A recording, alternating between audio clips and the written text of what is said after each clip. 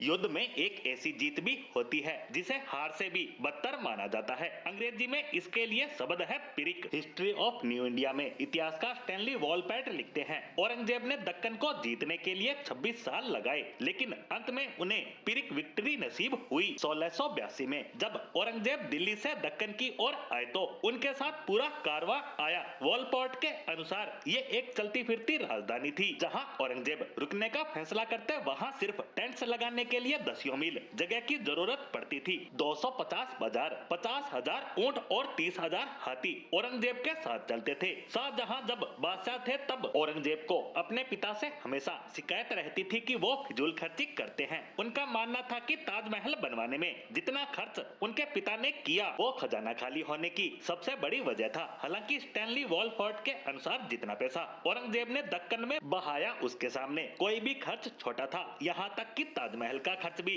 दक्कन जीतने की सनक में औरंगजेब ने न सिर्फ शाही खजाने को खाली किया बल्कि लाखों बेकसूर लोगों की बलि भी दे दी। दक्कन के कई इलाके अकाल की भेंट चढ़ गए। दक्कन कैंपेन के आखिरी दिनों में औरंगजेब को खुद लगने लगा था कि यह सब फिजूल था। यह सन 1705 के आसपास की बात है। यहाँ से औरंगजेब की तबीयत खराब होना शुरू होती है और होती ही चली जाती है। हालांकि अंतिम दिनों की बात करने से पहले थोड़ा पीछे जाए तो साल 1681 की बात है। छत्रपति शिवाजी महाराज की मृत्यु को एक साल बीत गया था, लेकिन मराठा अभी भी दक्कन पर अपना कंट्रोल रखते थे और मुगल सेना के लिए सरदर्द बने हुए थे। इस बीच औरंगजेब के तीसरे बेटे अकबर ने राजपूतों के साथ मिलकर विद्रोह कर दिया। इनके विद्रोह का एक बड़ा कारण जजिया टैक्स था, जिसे तीसरे मुगल बादशाह अकबर के समय हटा लिया गया था, लेकिन औरंगजेब ने 1679 में इसे फिर लागू कर दिया। औरंगजेब ने राजपूतों के विद्रोह को दबाने के लिए अपने बेटे अकबर को भेजा, लेकिन अकबर तो खुद राजपूतों से जा मिला। वहीं राजपूतों का विद्रोह दबाने में मुगल सेना सफल हुई, लेकिन अकबर ने जाकर मराठों के पास शरण ले ली। अब इस बगावती बेटे को पकड़ने और मराठों के उभार को